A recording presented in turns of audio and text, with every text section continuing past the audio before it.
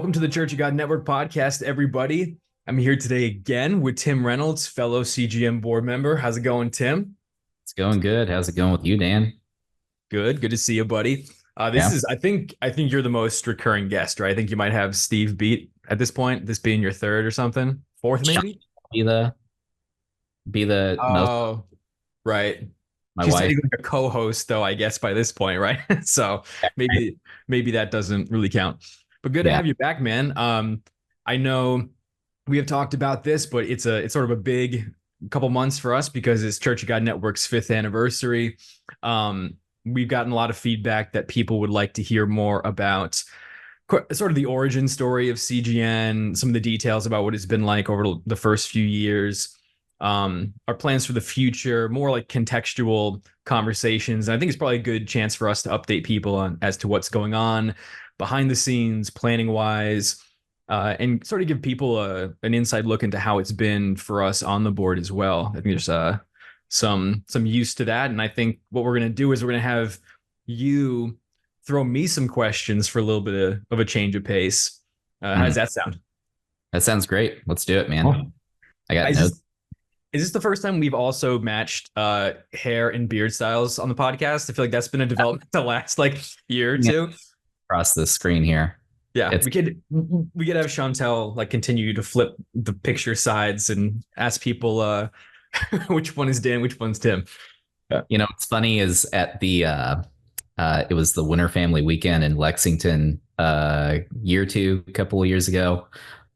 You weren't there for a day because of Mhm. the and of course I'm there walking around. By this point I had the beard and the haircut, Yeah. and people were walking up to me like just starting conversations with me as though I was you. So hopefully that doesn't continue occurring, but maybe Well, maybe the podcast, we are different people. yeah. Well, that happened. That happened to me at the feast after that. You got sick one day, and Yeah, then people came over and started talking to me. I'm like, no, I'm not Tim. that's So right. yeah. So we both had that experience. But uh Mm. Generic yeah, white man. people. So you got some questions for me, huh? To start this off. Yeah. So celebrating 5 years, and just wanted to recap. Maybe this has been covered in the podcast or in other venues before, but just tell me about 5 years ago where you were and what inspired the idea of CGN, Yeah. and what led to its founding. Just give me some context and start riffing about that. Sure. Yeah, it's funny. I don't think it's been talked about on the podcast, but I think we've mentioned this before to each other that by this point, I don't remember who I've told certain stories to. So like this might be the 800th time people have heard this, but I don't think so. Um, in the beginning, there were a few things going on in my life simultaneously.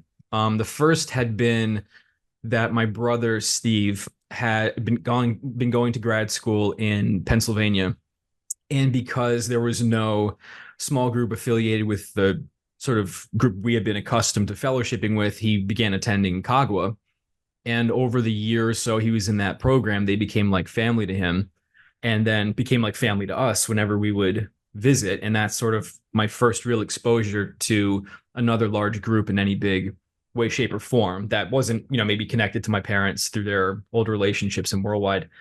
Um, and then around that same time as maybe 2016, 2017, my parents reconnected with old friends from worldwide. And the way that happened was, so for context, and I might have told this story before, but my dad was in a church band back in the day, Mhm. and they would play weddings and all kind of stuff. And there was this couple whose wedding he actually played at. So that, it wasn't just people that were in the congregation and maybe they said hi to once or twice, but he played at their wedding. And after the changes and splits, they sort of lost contact. But my family moved to Albany, New York in 2011. And in 2016, my mom ran into the wife, at a local health food store. And for context, when they knew each other before, it was in Brooklyn and Long Island and all that kind of stuff. So for them, 6 years later, or 30 years later, but 6 years after we moved, to be running into each other randomly was mind blowing. And my mom asked them, well, how long have you guys been in the Albany area? And they said, since the like early thousands or late 90s or something like that. And so this concept that we could be in the same exact town as brethren in the church and not know that the other people existed or were there was such a travesty to me, because we're such a small community, we're so fractured, that to be that close and not know it because just information isn't readily available, relationships have been broken, was a really impactful occurrence to me. Mhm. And at the same time, I was working in, and still am working in nonprofits. And there was still is an organization called the State Policy Network that networks like-minded public policy organizations so that they can share resources, they can be in contact with one another, they can not duplicate and reinvent the wheel. So there was sort of a organizational or professional backdrop. There's some experiential backdrop to this. And then at the feast in 2017, I grew up in a very small group, and we went to these feast sites that were also small, and you don't really get new people coming in that often. And one day during the feast, a couple came in who we had never met just randomly. And my friend and I were really excited and say, "Hey, what brings you guys to this feast site?" And they said, "Well, we just came out of a certain more insulated Church of God group, and we just want to meet as many brethren in the Church of God as possible."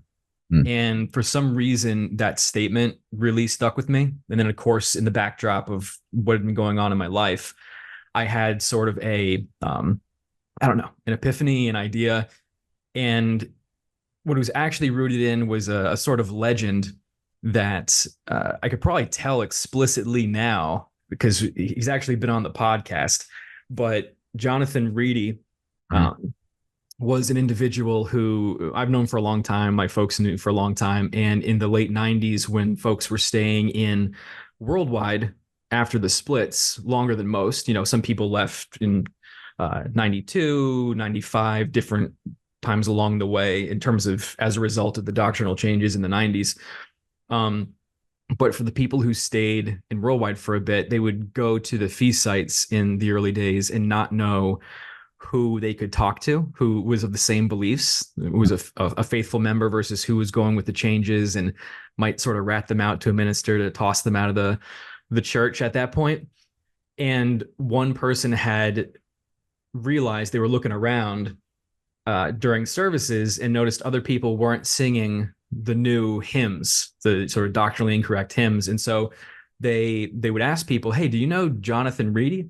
Who was a Mhm. guy who was a faithful member of the church, longtime member, AC grad. And what they discovered was they could use that as kind of a code, that Mhm. if they said, "Yes, I know Jonathan Reedy," it usually meant that they were a faithful member. And if they said no, they probably were with the changes. And by the end of the feast site, they had literally used that code to meet tons of new people there who have like mind. And by the end of the feast site, they made they went to a print shop and made a poster that says, "Do you know Jonathan Reedy?" on it. And so it's this example of how someone's expansive network can help other people without even their knowledge. That networking is such a powerful tool. And given the state of the church right now, those who are most well networked, I think, are in the number one, the best position to serve. Number two, I think, are going to have the most edifying and fulfilling experience in the church.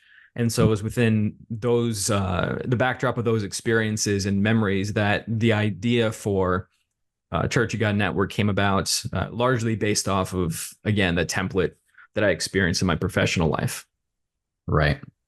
So it sounds like there was a perfect storm in a sense in terms of your background, your backdrop in the church, a few key events happening in terms of reconnecting with some other long lost church brethren in a sense, and then also just your professional background, being able to see a real template or example of how uh, you could address this problem within the Church of God using that organizational background. Yeah. Yeah. And I mean, 6 months before that, I graduated from grad school with a degree in nonprofit management. And I'm also an extrovert. So it sort of combines a few of my favorite things. So So as you were forming this organization, getting it off the ground, what were those early days like? Who did you talk to? How did you even vet the idea? And how did you grapple with the what's the word I'm looking for? How did you grapple with the viability of the idea, even to begin with? Because there have been other similar, for lack of a better term, movements out there, or uh, people have tried to build unity in some sense or another. Um, this isn't like any of those, but it does try to achieve some of the same purposes and comes from Mhm. place and desire, I think. So what was that like? Yeah, I mean, immediately at the feast when the idea came to me, I went to a couple people I respected at the site and said, "Hey, what if there was an organization, a nonprofit, not a church, not anything people would join that would draw people away from their existing group, but what if there was a nonprofit dedicated just to this mission of finding ways to cooperate, whether it's logistically to help church groups do projects or take administrative burdens off or fellowship, whatever it is." And uh, whenever you talk about something like this in general, especially the early days, there was plenty of skepticism. It was like, oh, well, maybe like this is an interesting idea. I hadn't heard of that. But of course, I think everyone starts off in a skeptical place. But part of it is also you need to hear all the skeptical feedback or questions, or you need to be pushed when you're starting. Well, at every point along the journey of doing anything, being in a company, if you're an athlete, like you need all the information, positive, negative, and otherwise. So I brought it to some people at the feast. I thought about it for a few months.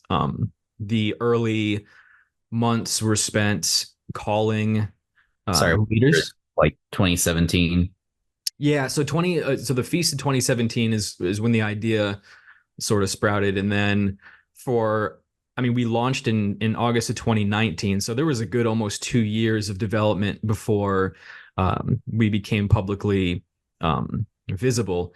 So a lot of time was spent calling people. I remember, I mean, my first thought was I'm out of the loop, right? Like I need to get up to speed of what's going on in the Church of God around me. I like most people, I was in my own silo and didn't have much institutional knowledge. So I would consume as much information as possible, like other sermons, watch broadcasts, stuff like that. I remember the first person I talked to about the idea, who was a minister in another group, was Jim Franks, and it was funny because at the time I didn't even know that he was the president of Cagua. It was just like some message that I read or a message that I listened to.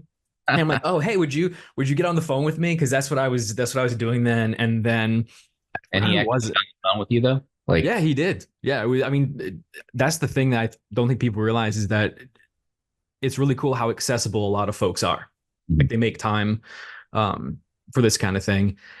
And it was a good conversation. We talked a few times. I remember getting on the phone with a lot of different, after that, ministers and leaders and just people who I respected in my circle. I tried to go out and attend different groups as much as possible to get to know people and to meet people. And when it's funny when you visit some places like you don't want to necessarily mention something like the idea for Church You Got Network, but other times if it would come up, like pretty instantly, Corbin's name came up. Like he's another member of our board, and I visited United maybe once or twice, and his name came up. I guess Corbin's been doing this kind of stuff informally for example forever. of your network.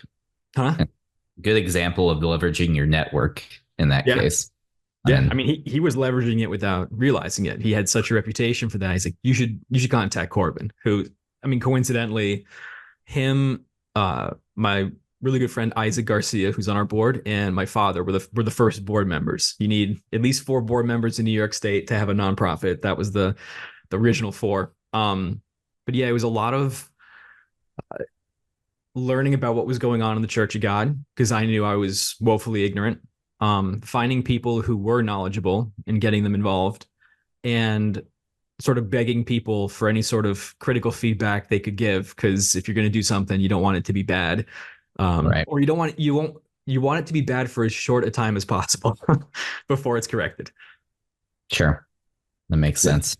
Yeah. So a lot of that for the first year or two, visits, things like that, behind the scenes, working on getting a website built, uh, getting up to speed on certain things. Like I had never thought about constructing a nonprofit or a website, or how do you scale something up from nothing into something. Where if you're trying to move the needle on something like building a greater sense of community in the Church of God and not much is going on, what are the first couple of things you should do, right? You can't just start by saying, we're going to have a 1,000-person conference every year. Like no one's going to buy into that. Yeah. So finding ways to take appropriate first steps and build some sort of infrastructure. The congregation map was an early step. I had some good friends who helped Mhm. aggregate those thousands of congregations into Excel spreadsheets and put them on the site. So I'm eternally grateful to those folks. Mhm. So you you mentioned kind of in passing the mission statement. Did that was that there from the beginning? And I have it in front of me. I can read it off to people. So CGN's mission, if you don't know, it's also on our website to help build community within the Church of God by facilitating connection, encouraging conversations, and giving back. So what in that first like 6 months to a year, was there a guiding mission statement or did that come later? Or was it still just so new you were trying to formulate what even is this thing? It was, I mean, the certainly the first couple years before launch, it was just very new. I mean, for those who have done something similar, like it, you rack your brain day and night for a long time thinking about how to word tiny things. Like, what's the right way to word this? How do you communicate this? You have conversations with people and you try to explain it, and they look at you like that didn't make any sense. Yeah. So, so you take a lot of that feedback and you massage it over time. Um, and I think when you came on, we actually had it was a different worded mission statement, I believe. So even that, like the wording changes over time to make it more clear to folks. But I think the core attitude or the core principles were always there, which was um, we want to build a sense of community. We're not looking to forcibly like get everyone from all the different Church of God groups to come together in one group. Mhm. Um, we don't want to pull people out of where they're attending. I mean, by this point, people like you and I, who are, I mean, we're getting old, man. We're getting gray hairs now, and so like getting married and having kids. So it's one of those things like we only know whatever group our folks came out of after Worldwide, and some are maybe generations out of Worldwide if they left in the 60s or 70s and went with CGI.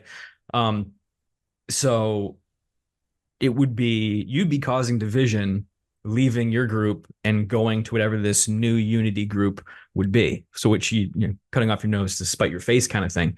Um, so it Plus, was who's always, at that group? Like, no. what was that?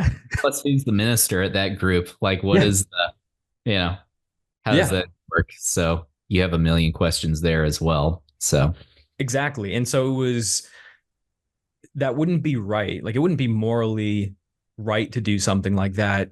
mhm. You want to work within the environment that we are currently in. One of the epiphanies to me was uh, for those who were in Worldwide, something like the controversies with Garner Ted were such a big deal.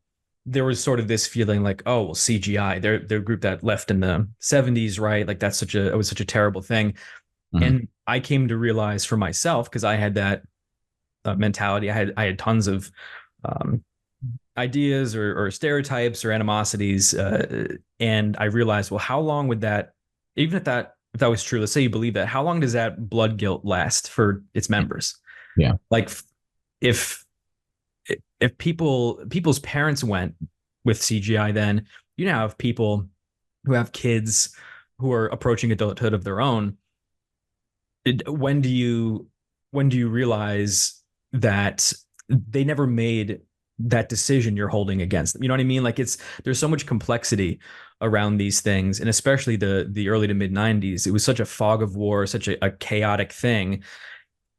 I sort of came to realize it was unproductive to blame people or hold grudges against people for things that happened then, when it was possible to find a productive solution going forward. So that was always the backdrop of what Church of God Network was. It was, how do you exist in the current reality and be a positive force rather than a negative one? And there were certain things we knew we wanted to avoid from the beginning, like we can't be a membership organization, because if you have members, then it's going to be divisive. We can't compete with other organizations, right? If someone's having we can't have our own feast site in an area, right? Because if they're going to our feast site, they're not going to someone else's. Um, you don't want to reinvent the wheel. If someone else is doing a good job with something, point people there, like they're killing it on this front, or like FeastGoer. FeastGoer is a great site. No need for us to aggregate the feast sites across the Church of God. They're doing a good job. And we wanted it to be non-threatening and non-confrontational. We wanted to work with the ministry. We wanted everyone on board. We don't want to act as though it's like young people against the older generation. I always sort of bristled at that kind of thinking. Plus, anyone who knows me knows I like, so my best friends are like 30 or 40 years older than me. So it wouldn't have jived with my own friendships. So. Right. Yeah. I think the unique take that CGN has taken is trying to, as much as possible, be non-competitive, not duplicate, not be a church, not duplicate the work of the church or the ministry, but be composed of people who are in the church and try to come together to do acts and services and work together in ways that we can, despite many of the differences that we have. And not even necessarily solving the differences, because some of the differences may truly be in good faith doctrinal differences, but at least within the core doctrines, within Sabbath, holy days, some of the things we outline in our criteria in terms of who we work with or who we list on the website, within that umbrella, figure out ways where we can cooperate and build a network of people. Yeah, and that was now that you mentioned it, that was a list that we agonized over for quite a while in the beginning. We we knew that there needed to be some sort of framework, right? Because this isn't a, I don't know, ministry of all things sort of. This isn't a everyone's part of the Church of God. Like, truth is incredibly important. The Baptist conference probably, or something like that. Right. Like there needs boundaries, just because that's what the Bible says. There are boundaries to what constitutes the Church of God. I mean, you never treat anyone in a mean way, or you don't hate folks. It doesn't matter what faith or no faith at all. But in terms of what the group of people we're responsible to is sort of the way I look at it, right? I'm responsible to brethren who are in the body of believers. So, no one person can, or group of people can determine what that body is explicitly. That knowledge is God's only. But how can we come up with a list of the absolute core beliefs of the Church of God, where we look at it and go, yeah, I don't think we can add anything else to that list. Like, that's the core. And we certainly can't take any of those out. You know what I mean? Like, if we took one of those out, no, that is a core belief. But what are the beliefs where, hey, if someone believed all of these, but this one over here, they didn't, will we still feel confident saying, this might not be the community for them? Right. And when the answer to that was no, this is the list that seems to make sense, then we felt satisfied. But even that, like, we've added stuff to it over the years. We didn't have we have a criteria now that is the group's leader can't have a history of unrepentant failed prophecies. Yeah. That was a new one, right? But I think it's a necessary one. Yeah. And everyone else did too. We got a lot of feedback on certain things in the beginning, and we had to admit, like, yeah, that's a good point. That is an oversight, or that's something we didn't realize. or just became something we became uncomfortable with, which is also just part of the process. You need a constant stream of open and honest feedback, which is, I mean, one of the reasons why we brought you on, right? And people from all kinds of different backgrounds on the board is we wanted a cross section of the Church of God and people who we knew would be honest with everyone else on the board and wouldn't just try to, avoid conflict and go along with whoever the loudest voice was. Mm-hmm. Yeah, absolutely. Yeah.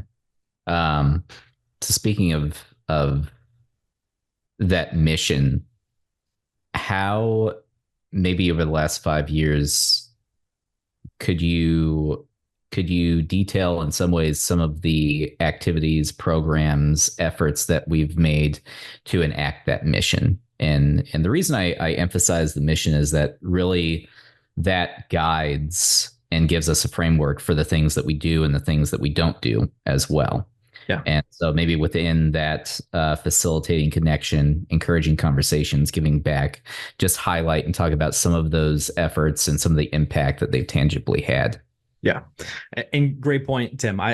It's another one of those things where you need other people to bounce ideas off of or guide you. Cause I sometimes get so close to things, including the necessity of missions, given that I work in nonprofits, that I forget to, to emphasize that outwardly. And someone like you mentioning, okay, let's emphasize that this is the core of what we do, is that something I wouldn't have thought about necessarily in this episode, but you're 100% true that for those who might not be familiar with nonprofit best practices, the mission statement's the core of what we do. It's supposed to be, to Tim's point, the guiding light that directs everything we do. When you don't want to succumb to what you call mission drift, which is you start doing activities that don't actually impact your mission because you think they're, I don't know, fun, or you want to get into a new sector of things, or maybe there's donation money to be had if you do something else. But it's really important to us that we stick to advancing the core of our mission, which is building community. And so that has changed over time in terms of the kinds of things we've done. In the beginning, it was largely informational resources, which was the congregation map, which I think a lot of people have used by this point. It's become a really cool tool where we have all the different Church of God groups that are publicly available, listed on an interactive map where you can search, 15, 20 miles away from your address. What are the Church of God groups in your area? It has contact info, the name of the group, all kinds of stuff. Over the years, we've had people reach out who might not have a public presence, but want to be added to the map anyway.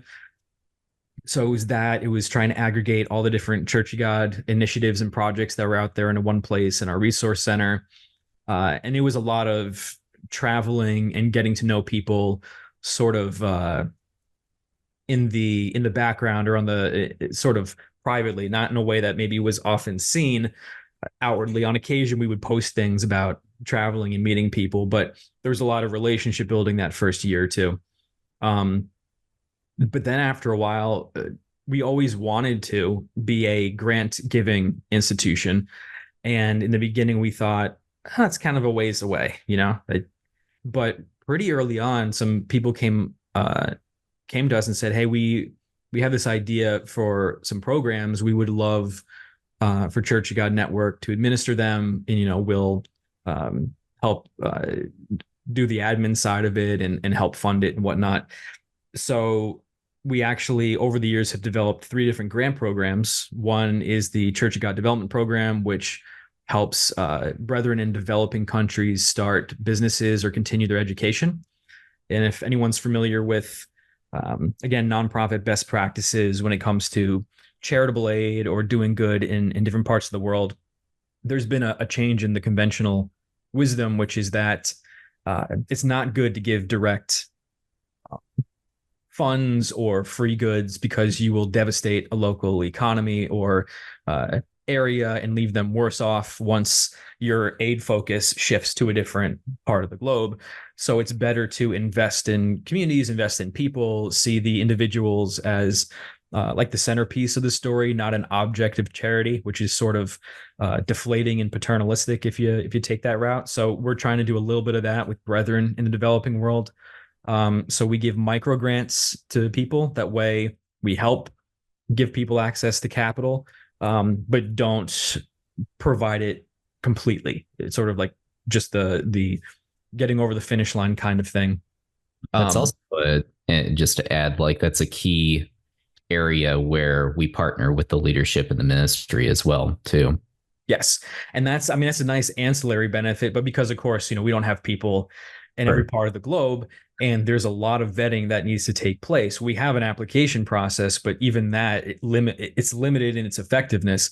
So Right. we one of the parts of the application process is we require a letter of reference from the local minister, and we have to be able to verify the connection with that minister to the um, home organization. And it's been a really good catalyst for building relationships with the ministry and with individuals who we've supported. It's cool to see businesses take off, people finish their education, and you also just get a more global scope of what the Church of God is, where people are, what folks are struggling with. I mean, there's just so many things that people in other nations have to deal with that we don't, including, issues that lead to a lack of access to capital if you're starting a business kind of thing.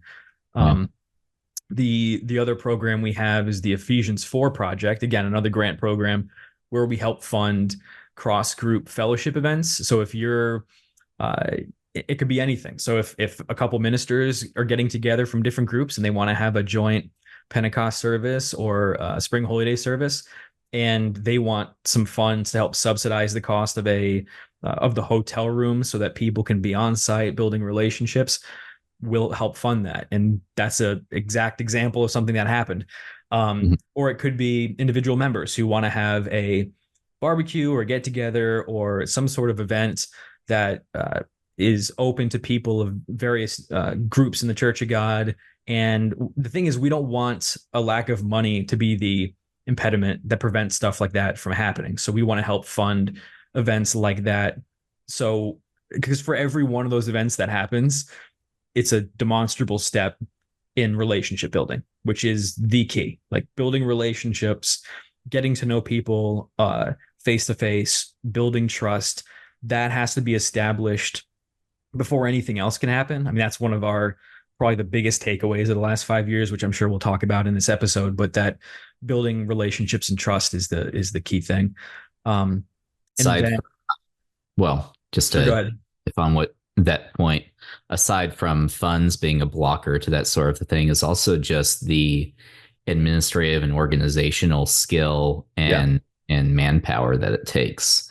And it's been cool to see on some of the previous episodes more recently in the highlights and the social media posts around some of the individual members from different COG groups that have put on events like this in the past.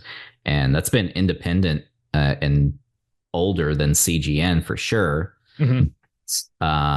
CGN is there as a resource to help improve and bolster some of those efforts, Yeah. uh, and also highlight that as an opportunity for people to serve and be able to contribute. Yeah, I mean, yeah, good points in terms of a number of the events have predated CGN, but like part of it's not, it doesn't have to be this is the first time it's happening. It could be, hey, Mhm. we've been having this event for 20 years, but we'd love to open it up to 50 more people. Right. And that takes money. Or we might see an event that's been happening and you hear, oh, well, this has been completely financed from the personal pocketbook of this one person. And it's a lot of money. It's like, okay, well, let's take that burden off of him. Like that's you don't want that kind of thing to be what stops something really positive from happening in the church. So that's sort of the goal of that program.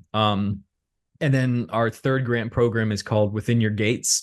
Uh, it started off as something else actually, but over time it's morphed into a grant program where we help fund uh, cross group uh, emergency response efforts or service projects that people put on. So if there a tornado comes through an area and you want to get some people in the area from different Church of God groups to come together and do a good work and do a service project, will provide funds to do that if funds are required. If someone is in dire need, if, for example, we've had folks whose house have burned down Hmm. and they need support. Sometimes we'll give a monetary donation to that from the program. So a lot of the things we help fund are service projects. Sometimes there isn't necessarily an on the ground project where people are, like a Habitat for Humanity kind of thing. Sometimes there's a crisis in the Church of God. Let's provide a grant to help address that issue. And also, by extension, for all of these programs, the um, public posting of it on our website or on social media is also designed to bring more of the Church of God's attention to what's happening, because we believe everyone should know what's going on in the Church of God. We're all brethren. We should be praying together, celebrating together. So a lot of it is emergency and crisis monitoring as well. Mary Miller, who's on our team for that program, does a lot of crisis monitoring as well. So if there are brethren that are being persecuted, if there is an impending storm, we might post something and say, hey, keep these folks in your prayers. It could be, I mean, there was a big thing when the attacks in Israel happened in October a couple years ago. That was people were really nervous and scared for brethren who are at the feast there. And so the constant being able to monitor, okay, where are folks? Did this group get out? Did that group get out? Those are the kinds of things we want to help rectify and provide a service for, because there have been some occurrences in the Church of God over the first couple of years that we've been in existence, before the Within Your Gates program, that were really disturbing. And it became clear that not everyone knew they were going on, and that shouldn't be. So those are the three of the grant programs we have that help us work to the mission. And again, every one of those things points back to that mission, because on the one hand, we're building the relationship with international brethren, we're building relationships with the ministry, we're helping people in the United States see what brethren are going through in different places, providing that sense of community. With the Ephesians 4 project, I mean, obviously, we're getting people together, or helping getting people together from different groups, building those relationships in a demonstrable way on the ground. And of course, Within Your Gates, same thing, not for an event necessarily, but it's for service projects, or it's garnering the resources of the Church of God to help come to a financial need. And a core of what we want to do as well, that the grant programs emphasize, is that we don't want it to be like an offloading of everything, or us wanting to take everything on. Like, let us do that. We're the people who do this. It's everyone needs to be involved. Like, we want to help people, brethren, do what they can. We know that people have jobs and families, and and time is and finances are tight. But if people have the energy and the desire to do something, but maybe they don't have the connections or they don't have the funds, we want to help on those fronts to get it done. But we don't want to take it completely on ourselves.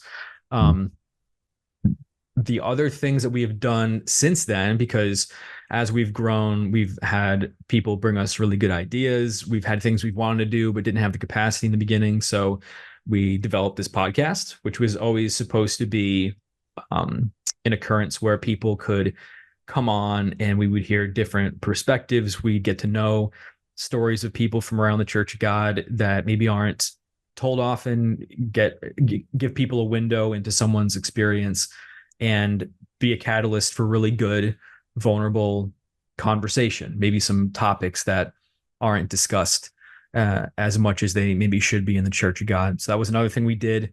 And one of the things that we started maybe a year and a half ago is the CGN Local Contacts program, which is we try to identify people who have expansive networks in their local areas, or maybe people reach out who want to build that network, who maybe don't have it yet but have a desire to. And we bring them on as a local contact, so they are the contact person for us and for other individuals in a particular locality. So someone who has a bunch of friendships and relationships across groups in, Arizona or Ohio, they are doing the work that the Church of God Network board can't be everywhere. So having someone who is done on the micro level what we're trying to do on the macro level is hugely beneficial because they have the relationship with local ministers, with brethren in the area. They are trusted. People like them. They trust them. They know them. Maybe they grew up in the area. So they are an incredibly valuable resource to the Church of God. And so the local contacts program is designed to um, find those people through, they can apply to us, we can ask them, and build a network that works together to accomplish the goals of CGN. So it's building relationships, it's keeping each other abreast of what's going on in different parts of the country and in the world. It's if there is a crisis, being able to go to them and say, okay, something's happening in that area. Is anyone responding to it? Who's the contact person? What's the best way to help? Or maybe they identify someone who says, you know what, this person has a really cool skill set or story. Maybe you should reach out and talk to them.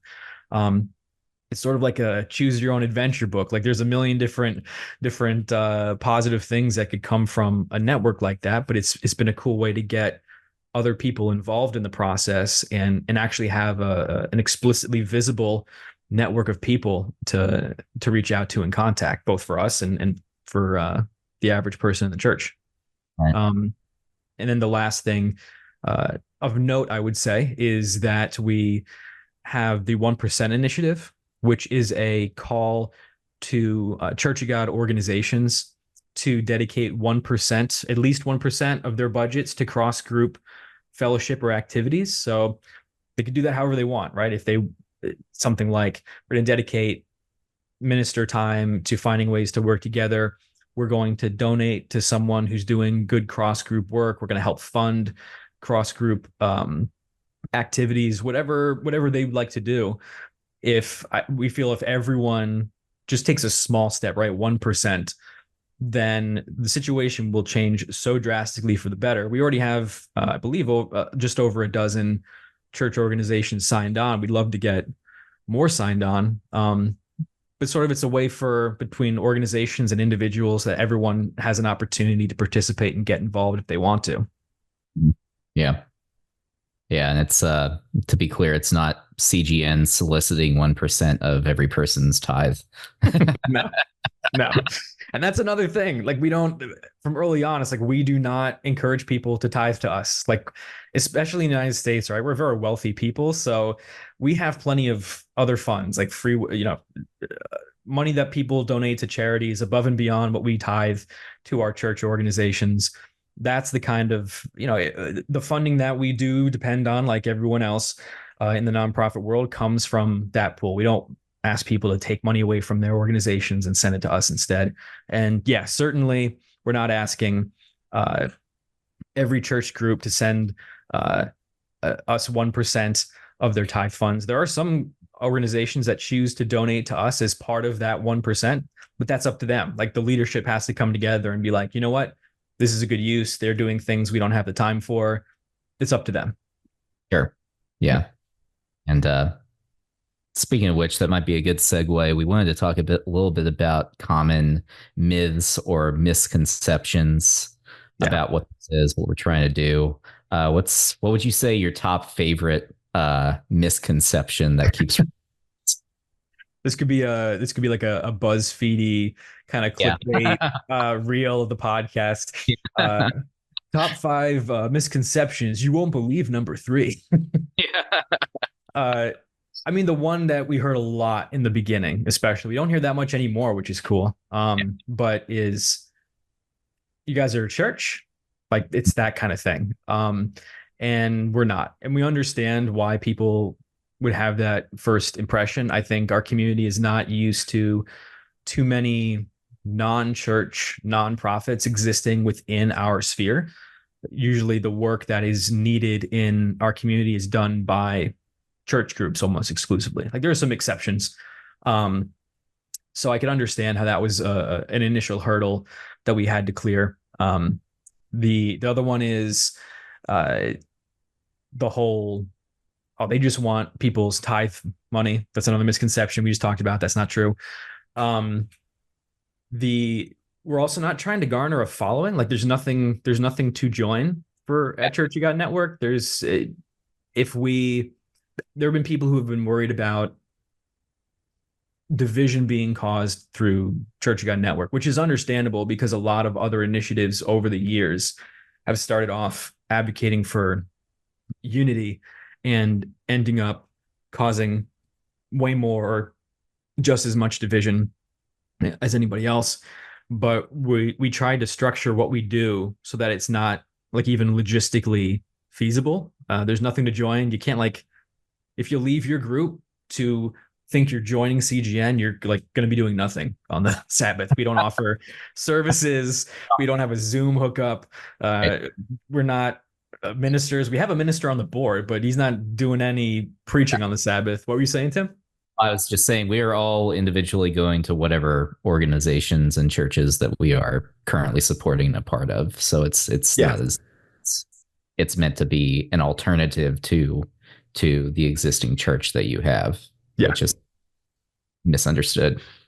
Yeah. And that's, yeah, we're members like everyone else. That's probably another one that there have been people who have thought one or more of us were ministers just because we have a public facing, uh, you know, profile. And I'm not a minister. Weird.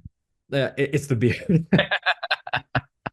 Yeah. So I look older than I am. No, it's so that was another misconception. There's no desire to cultivate a following. In fact, it's kind of, I mean, we want CGN to be its own face, if that makes sense. Like the following of a person is problematic. And I mean, we talk about internally a lot. Like, let's make this less about Dan. Let's get his face off of things. That's probably a hint about my physical appearance. I should probably take more seriously, but uh, no, it's we don't want this to be a tied to a person or a few people. We want the mission and the ideals of it to stand on their own, like for the mission to have an inertia and the company to have um, a good reputation and be a household name. We want it to be as far away from a individual driven thing as possible, because if it's driven and spearheaded by a couple individuals, then the moment they got hit by a bus, then the whole thing's done. We want it to be self-sustaining. Yeah. Yeah. I think that actually what you said segues into it well. And if you think of another myth or misconception to address later, we can go for it. But Yeah, did you say top five? Because I don't know how many I just gave. I'm not going to count. we already naturally talked about a few in the midst Yeah. of that. Highlight it. Um, uh, in terms of, I think earlier you said a phrase something like what we internally think about and are concerned about in terms of CGN and how it's not simply one individual. One of the ways that we've tried to steer that has been some of our in-person board meetings, which we had one this year.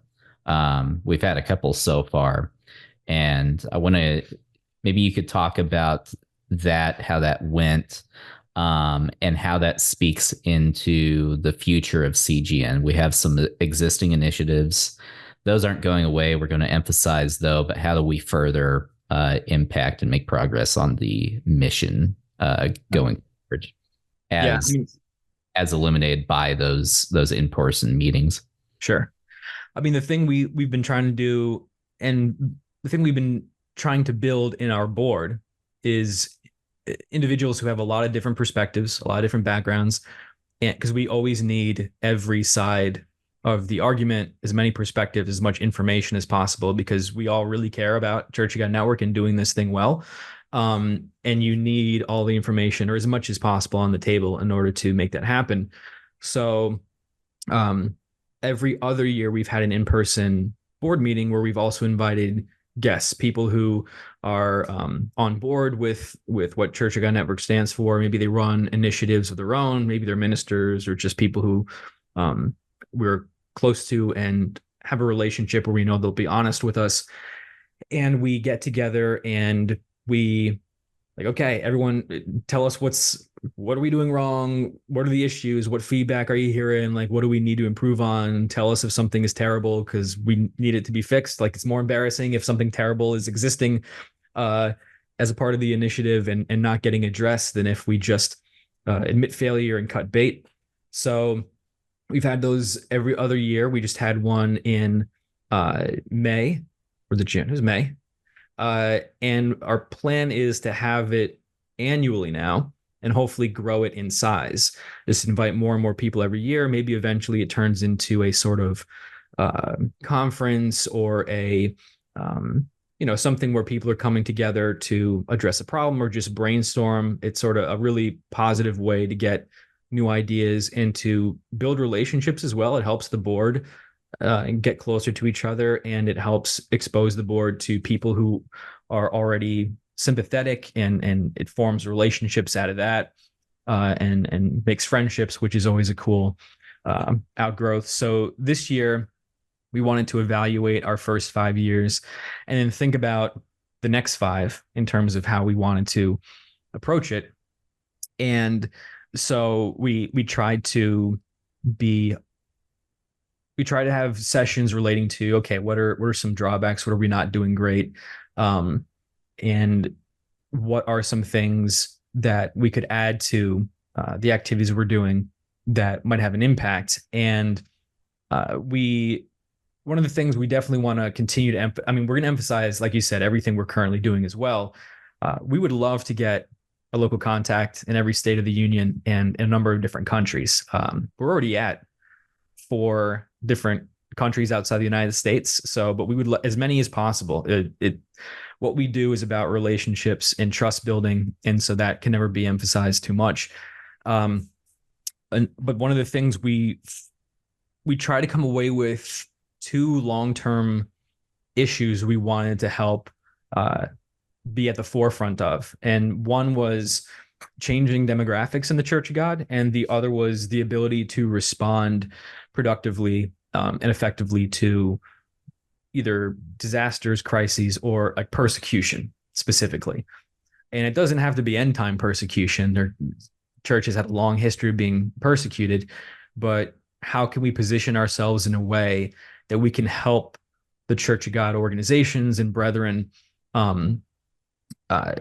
respond more effectively to those things? And some things we already have in place for that, but we wanted to make sure that we had 2 overarching goals to always have in mind moving forward. Like, how do we leverage this network to help on those 2 fronts? Because the Church of God is constantly entering new phases in terms of new generations coming up, the society we live in changing, technology changing, and with that strain being put on the ministry, how can we help church organizations in a way? And not to say like none of this is about, oh, we can do it better. It's like we would love to be involved and help, right? Like, what is living in Cagua and United and independent groups?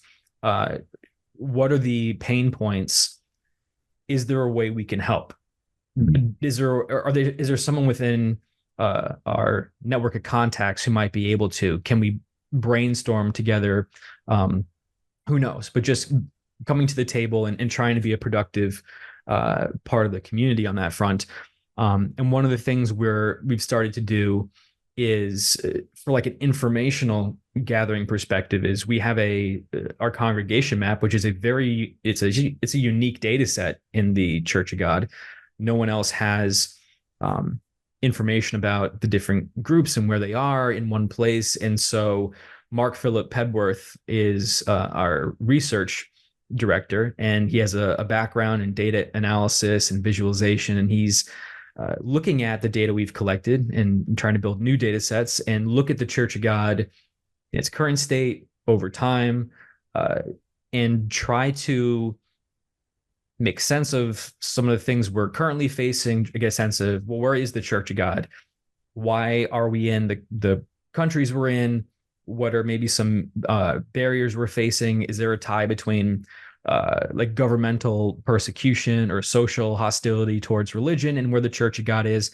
Sort of finding creative ways to turn the Church of God around at different angles and gather insight But by extension, um, that mechanism can be applied to a lot of things. Maybe we can help church organizations internally. Maybe it's not something that's public, but maybe they have an internal issue where they have some data and they would like someone to make sense of it, uh, or maybe they'd rather contract with someone in the Church of God to handle some sort of information than an outside firm who maybe is not aware of the sensitivities or of the history of the Church of God.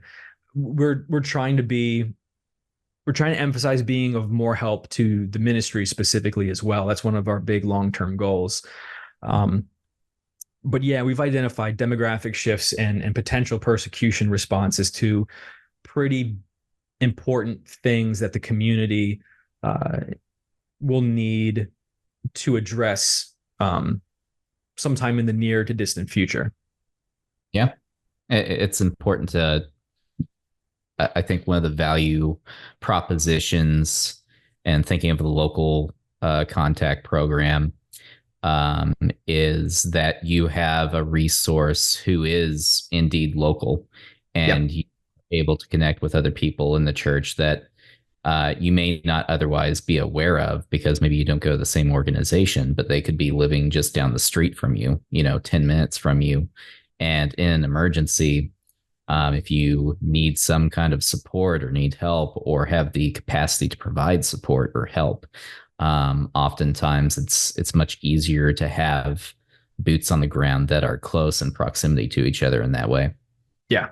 And even things as simple as changing population demographics in, let's say, the United States. Like it's something sort of outside the realm of the Church of God, but if you have a state that starts to do poorly and people leave that state to other states, like New York has been hemorrhaging people for quite a while. So as people leave New York and find work in places like the Carolinas, Florida, Texas, even Pennsylvania, and the church population migrates, it creates two different issues. Number one, the church population in the state that's left becomes more sparse, needing networking even more and needing connection even more. And two, people are going into new locations. And so the ability to reach out to people and say, well, what's going on in North Florida or the Atlanta area? Are there brethren? I'm in an area that on your map, there isn't a Church of God congregation for 2 hours. Is there anyone closer to me that maybe it's not a congregation, but are there brethren I can fellowship with? Because I would imagine that everyone, at least most people, would agree that you know you need to be with brethren on the Sabbath. You need a fellowship with people. You can't be alone. Listening to messages is great, but you need brethren. So those are the kinds of things that we might not think about. Like, oh well, if the economy in one state does poorly and people move, that includes brethren. Like all of a sudden, brethren are located in different places and have new needs. So Absolutely. Yeah. Dan, I've been asking you a bunch of questions. You got anything for me? yeah, I do actually. I'm always curious uh, when I talk to folks on the board because I mean, as it is with everything we do for Church of God Network, like we're making friends, like we're family. This is not a sometimes it might sound, I don't know, businessy or something, but uh we like hanging out with each other. I'm always curious. Like I know why I value you guys and asked you to be on CGN's board and whatnot. And when we've added folks like Jean Marie, the discussions we've had about um the kind of person they are. And but I'm more curious for you, why did you say yes to being on the board of Church of God Network? And what has the last, I think, like 4 years for you been like as a board member? I think that um, I'll try to give as much of a abbreviated version as I can. But when you asked me, it was in the middle of 2020. So already a very contentious year, not only in the world, but also in the church. Mm-hmm. And at the time, my church, LCG, was going through some fracturing. And I think that ultimately, when you asked me, I had already been on my own journey in terms of, um, well, backing up. To be honest, what CGN does is already what I was just doing anyway. I already had formed relationships with people not within my own organization and not necessarily attending a bunch of churches, but forming friendships, forming relationships, and going to events and building bridges. Really, so it just sort of came naturally to me, and that's really how we met. I think in a way is through you happened to be at a LCG weekend, and I think you reached out in the Facebook group saying you were going to be in Tennessee at one point. Yeah. Yeah. And I was like, yeah, let's meet up. So we talked from there. I And saw then Lenny Kravitz. that's right. We went and saw Lenny Kravitz. Yeah. And since then developed a friendship and I think some mutual trust there.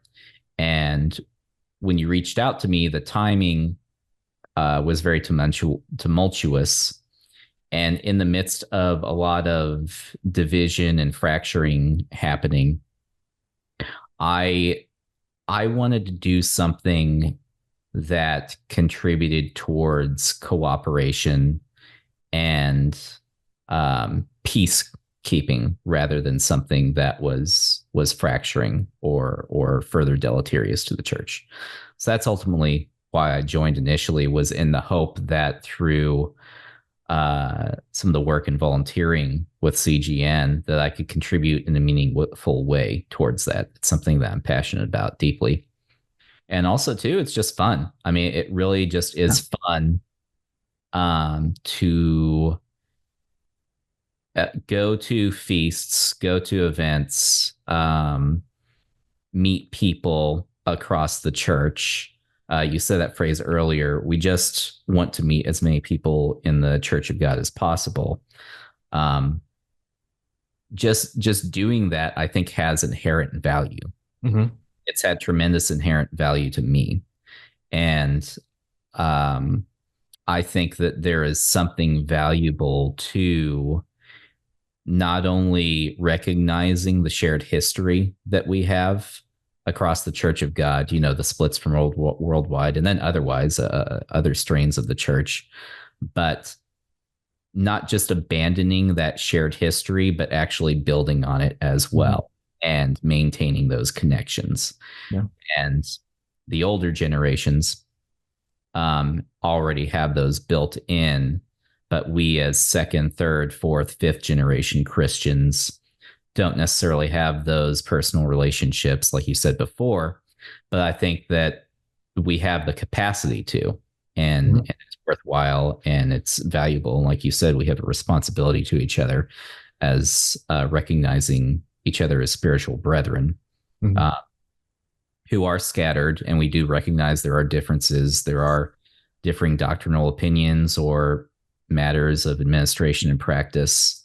I don't want to de-emphasize that, but I think that within that there is opportunity to cooperate and fellowship and be peacemakers. Yeah. And I mean, to a couple of your points, number one being, we have a shared history, and at the same time, there are people popping up who don't have a knowledge of that history, who don't have that. And there seems to be kind of a wave of people coming out of evangelicalism heading towards the Sabbath and holy days. And some of them have all the same core beliefs that we do. Yeah. And a lot of them don't. And again, we don't list those on Church of God Network, the ones that don't, but interacting with them in some capacity to hopefully help as they grow spiritually into beautiful understandings like this isn't the only day of salvation. Those are the changing part of the changing demographics we talk about too, like the community. God's continually calling new people. And the most important thing you said, I think, is that like it's fun. Like selfishly, it's fun, man. Yeah. We've had a lot of cool memories together, events. I mean, I know so many people that I would never have met without this initiative, right? I mean, it, and the cool thing is anyone can do that. And it is difficult though. I think that's the key. It's the most, probably the most rewarding thing outside of my actual conversion that I have ever done is meet brethren from across the Church of God. But we don't also want to not that we don't want to sugarcoat it, but like part of at least the appeal for me and the reason it's exciting and interesting and fun is that it is challenging. And I know you were talking with me about that before we started this episode, that it is a challenge to go to new places within the Church of God, with cultures you're not used to, with things you're not used to, with beliefs that might fall outside. Like they're the core beliefs might be there, but there might be beliefs you hold very dear outside of that realm that are different from a place you're going to, and that could be a challenge. I'm curious how you navigate that phenomenon. Um, I think that uh, again, you have to recognize that ultimately the Church of God is determined by God, and I think that what we in the church have recognized as people being within that historically, we usually look for the Sabbath, we look for keeping the Ten Commandments, the holy days, and so in some of the more nuanced areas of doctrine, uh, you have to be willing to have some conflict and difficult conversations and not necessarily be antagonistic, but that's another element of the fun, honestly, is being Mm-hmm. able to reason about those things together and question them and to have a conversation. And also, frankly, it bolsters my own ability and challenges me to actually study out particular topics too. I think that one of the dangers of being a second generation plus Christian is that you have a body of either culture or beliefs or doctrine that's kind of been handed to you, and you haven't gone through your own process of actually challenging that, um, and trying to understand what's the reasoning here. Is it Mm-hmm. actually, is there something to it? And in those conversations, you have that opportunity directed at you. Um, and you could, it depends on how you take it, right? You could either take it and just be blown to and fro with every wind of doctrine, right? Yeah. Or you could actually follow up and seek things out, do your research, study, and understand through your own relationship with God, as informed by the ministry too, which is Yeah. their what you believe, and serve God the best that you can. Yeah. So it's complicated. It's not easy. Um, but so far it's been fun and rewarding. Mm-hmm. Yeah. And that is also a key, is that doctrine matters. Like Mhm. it's not a, this isn't a social thing. This isn't oh, who cares about doctrine? Let's just get together and have a cheeseburger. Like Yeah. yeah, doctrine, truth matters. We're called to worship in spirit and truth. And but part of that is, it's not doctrine or loving one another. It's both. Loving one another is a doctrine. Uh, it's not I've had people say to me, "Oh, well, these people show love and these people claim to have a doctrinal truth. Like, which one's more important?" I'm like, well, they're both important. Like, you can't be missing one of those. Now, obviously, we understand both imperfectly. I don't pretend to know perfectly what love is. Maybe even not. I don't even think I know very well at all what love is. But and with doctrine, we're all learning over time. Um, Even one of the things that Mr. Armstrong used to say back in the worldwide days, just to show how much this dates back, was that one of the proofs of the Church of God, that we were the Church of God, was that we would admit when we were wrong. Yeah. So that's a fundamental part of what we all need to do, is that we have to work out our own salvation with fear and trembling. We have to be able to admit when we're wrong if we get new information. and we have to be able to love one another, even if we see someone else's their beliefs indicate that they're weak in the faith, right? Let's say you're even right.